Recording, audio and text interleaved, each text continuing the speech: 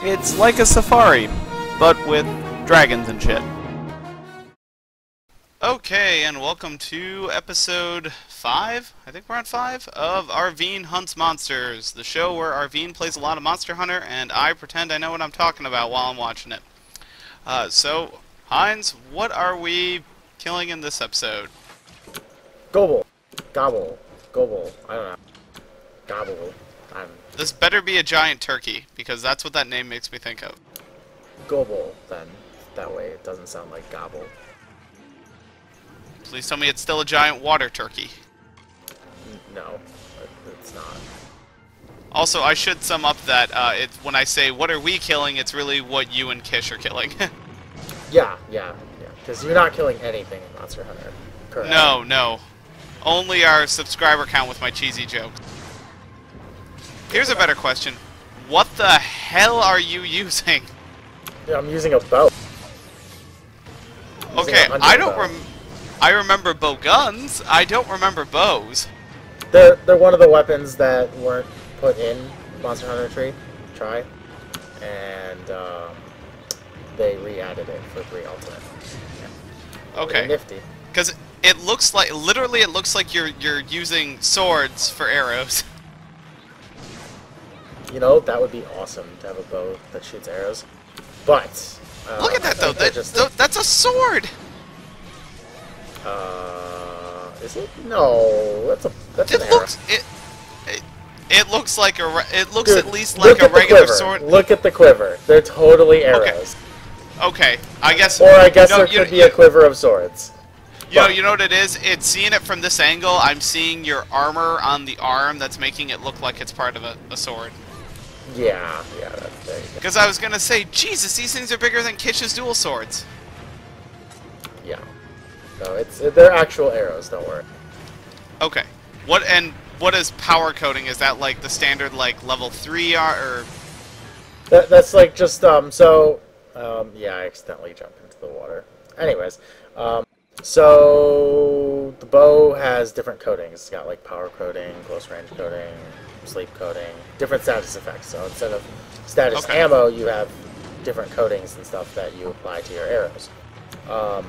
Power coating basically ups the attack by like 1.5, something like that. I don't know, it's basically the standard coating you use a lot of the time on bows that can use it. Okay. And then for the Gobul, I mean, other than the fact it looks like something out of honestly, like of all the stuff that I've seen from any time in Monster Hunter, this the most looks like a Zelda villain. Even more so than the other guy that looked just like the Fire Temple boss. Wow. But does this guy, I mean, do anything in particular that's really annoying other than just owning your face because you're, you know, being a gunner this time?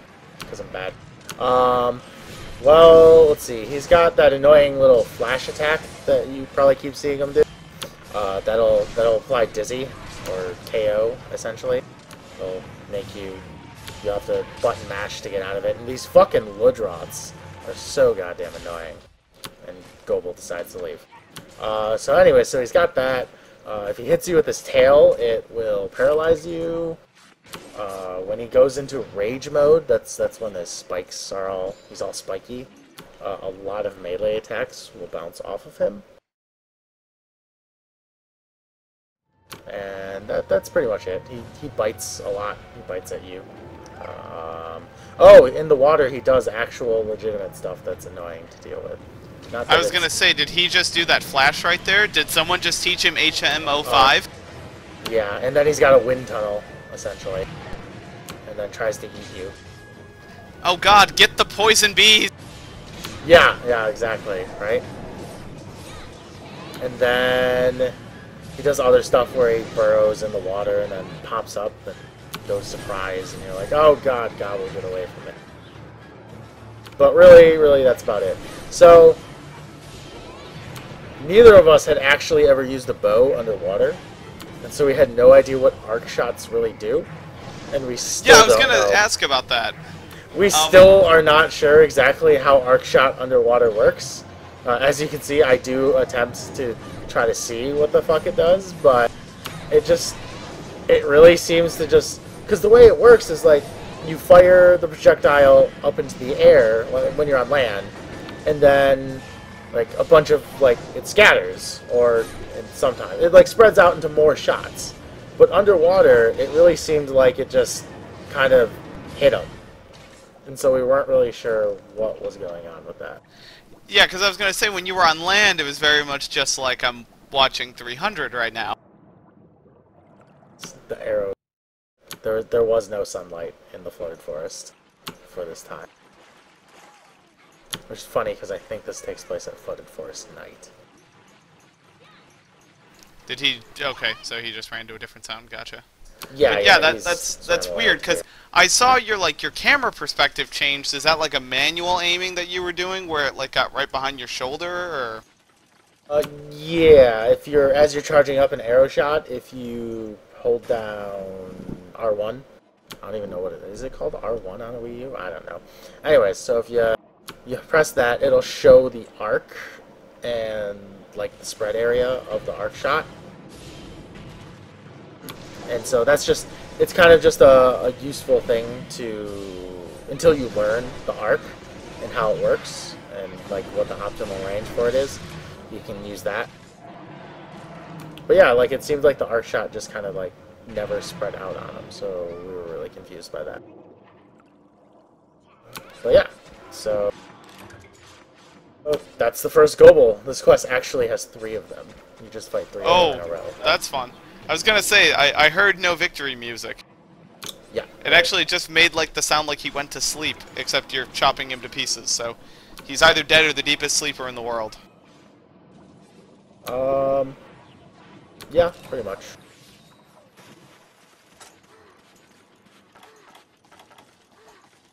Oh, you are running out of arrows, my friend. Well, it's coatings. You have an infinite amount of arrows. Okay, you are running out of coating. Yes, I'm running out of power coatings. I don't know what I do after I run out of power coatings. I might make more, actually. You die. Well, no, not quite. Sorry. I know you would like to see me die because I kill you so often in Funfield. But do I die in just this? in Funfield. Not every goddamn game. I don't know if I really hope I don't die in this, because if I do, that'd be unfortunate. I don't know what I'm doing. I have no fucking clue what I'm doing here. Anyways, so fighting the next Gobul. Sometimes they can be really obnoxious, and they can do that flash over and over again. I forget if any of the Gobuls do it in this one, but occasionally that can happen. And then you're just left in a seizure. Just frothing on the ground. Yeah, pretty much. Oh, breakable parts for Gobul. So you can break the lantern, which causes the flash thingy, and you can cut off his tail, and that's really it. So he doesn't have much for breakable parts, but currently, as you can see here, we're pretty much going to break his lantern right now. So once it's broken, he can't really flash anymore and stun you. He can still paralyze you if he hits you with his tail stump after you cut off his tail, which is, well, of course, kind of amusing.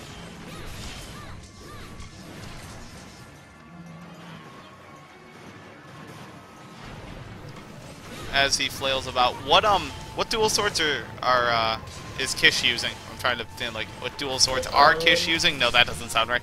What dual swords is Kish using? Yeah, I think that would be the proper way of saying that. I don't know. She's using the, I think the Abyssal Lagiacrus ones. They're lightning, and I'm using a lightning bow, obviously. I believe Gobul is equally weak to fire and lightning. We thought he was weaker to fire, but we went to double check before we did this, and he's actually pretty much equally the same weak to those. I just don't understand how you guys aren't just electrocuting yourselves by standing in the water with all this. Come on, Monster Hunter. Get up on the science of things. The science of Monster Hunter, it makes no sense. Yeah, I have a feeling that they weren't really too concerned about the science. Just judging by some of the monsters. It was more just like, this thing gave me nightmares as a child. Yeah, exactly. It's like, this thing looks kind of creepy and scary, and let's put that thing in. I don't know what they were thinking with Devil Joe, other than maybe they wanted to make a T-Rex, but not quite a T-Rex. What if T-Rex and Satan had a child? Yeah, Devil Joe. There you go. But Gobul just likes to eat things, and so the longer you hold down, the farther your mortar shot will go? Oh, okay. So yeah, there's this thing with bows. You charge them. So you use X. Yeah, it's X. I don't know what it's called on the Wii U, but it's X for me. Oh, wait, I have my controller right here. Oh, okay. You use X. So you press X, and if you just tap it, you just kind of shoot some arrows. Depending on... maybe I should start with that. Okay, I'll start with this. So bows have 3 charge levels. 4 if you have load up. The first charge level is, I want to say, negative 70% of the attack power of your weapon, and then as you charge it, it like goes, you know, to normal attack power, and then I think level 3 charges like 125 or something. I don't exactly remember. That's really not the important part. The important part is what kind of shot type each charge level is. So there's like rapid, which is what this bow is at the highest charge level, which kind of shoots, there's rapid like 1 through 5, and if it's 5, it'll shoot 5 arrows at once, essentially. And I get paralyzed. Oh, yep. There's rapid, there's pierce, oh, scatter. Scatter's the other one. Rapid is generally considered the best of the charge types. So, I believe it's charge 4 at level 3 for this bow. And the longer you charge it, the more attack it'll do, up to the maximum charge level. And if you have load up, you can get to charge level 4. I think I covered what you were asking. I don't even remember what you initially asked. I was just wondering if the longer you charged it up, the farther it went. So, it doesn't affect the range, I'm fairly certain. The only thing Gotcha. the charges affect is the attack power. Everything else. Yeah, and there's a bunch of, like, bows don't necessarily... Like, if the level 3 charge is rapid 4, the level 2 isn't going to be, like, rapid 3 or rapid 2. It could be something totally different. And the level 1 charge could be totally different as well. Oh, here I'm playing with arc shots again, trying to figure them out underwater, because I'm not really sure how they work. Yeah, and you're getting rudely interrupted. Yeah, the wood rots tend to do that a lot. Do you have to kill all of them in here, or is that just, like, where they go to die? It's where they go to die, essentially. When they're weak, they go to here. You know, so every monster will go to a specific spot to try to go to sleep and recover. Okay, to keep the Legend of Zelda theme going right now, this looks like Zora's Domain. Like, I feel like if you swam through that arch to the right of you, you can kind of see the top of it right there, you're going to wind up in Lake Hyla. Like, this looks eerily similar. Maybe they're level designers. Maybe the area designers were just really like Zelda. Seriously, I mean, like, this kind of looks like Zora's Domain. And now I want to play Ocarina of Time.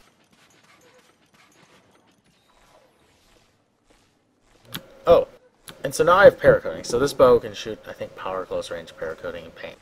So I didn't think paracoating would work really well on Gobul, which is why I didn't bring mats for more and just only use them on the third one. But I was out of coatings at this point, so I was like, whatever. But they actually surprisingly worked okay against it. Okay, and time for, I think, my last obvious question of the episode, at the very least. Why farm him? What does he have that's useful? I think Kish needed King Whiskers. So here's the thing with Monster Hunter, or at least when Kish and I are playing, it really ends up with, well, what are we hunting? And then neither of us can decide what we're hunting. And so it goes back and forth for a while, and then we figure out that we just need everything. So it ends up we pick random quests, and we've come to the conclusion that we just kill things that Kish needs for weapons. Because in Monster Hunter, you really just need to kill everything. And you need all the mats, because you never know when you'll need the mats. So we're fighting Gobul probably because we couldn't decide what to hunt, and decided to just hunt something fairly easy, like Gobul. So that's going to be next week's episode, everyone. Just Arveene and Kish standing in town arguing with each other. Well, should we hunt this? No, I don't want to hunt that. That's too annoying. And I will just give the best commentary I can for two people standing in town doing nothing. Well, usually if we can't decide what to hunt, then I just go to the 8-star quests that have like 4 monsters in them that you just fight all in a row, or like quests that are like maybe the dual Ignactors, the glacial and the regular Ignactor in the land arena, or just something really I don't want to fight this ever. I was gonna say, so your thought is if you can't come up with a decision, you just pick the worst goddamn thing the game can throw at you. Yeah. If we can't come to a decision, it's really funny. If we can't come to a decision, something bad happens for all of us. It's like the sequester, except something bad actually does happen. Ho ho ho! We are getting political in this episode. Oh dear God. We'll see what happens. We'll see what response we get. If you'd like to hear Arveene interject more political commentary into future episodes, comment below. I hope we don't get any comments. We're gonna get a lot of comments, aren't we? Please no. Because then it's gonna be like, well, how is this killing of Lao Sheng an allegory for the war in Iraq? Oh God. You know, we should probably stop with that now, I'm done. Or else we're definitely gonna get the comments in the comment section. So anyway, I don't know if there's much else about Gobul. His armor is pretty terrible. I was gonna say, you're kind of getting him into like the please cut off this part of my body phase pretty easily. Yeah, really. It's well, so because it's a triple quest, they have reduced health, which is hilarious because they die so damn quickly. See, dead. Case in point. So they have reduced health and all that, but his armor isn't really that great. I think it might have something like negate paralysis and like speed eating or something silly like that, I'm sure. I don't really know for sure because I've never actually wanted to make his armor. But I will collect his parts because I might need it someday. And that's the general rule of Monster Hunter, is you might need it someday, so you should hunt it. His weapons are okay. They usually make paralysis weapons out of his stuff. So they're usually okay. Which I think is one of the reasons why I did need Gobul. And I don't know what I'm doing. Oh, I'm going to carve his tail. But anyways, that's about it for Gobul. Okay, so that is the end of this week's episode. I don't know if we have anything filmed for next week. You have some sort of, what, Savage Devil Joe? Super Saiyan Devil Joe? I do have Savage Devil Joe filmed. It might not necessarily be Savage Devil Joe. It might be Elatrian. It might be a high-rank Elatrian. Ooh, that might actually be fun. Okay, well, that's it for this week's episode, so stay tuned for next week's. See you guys later.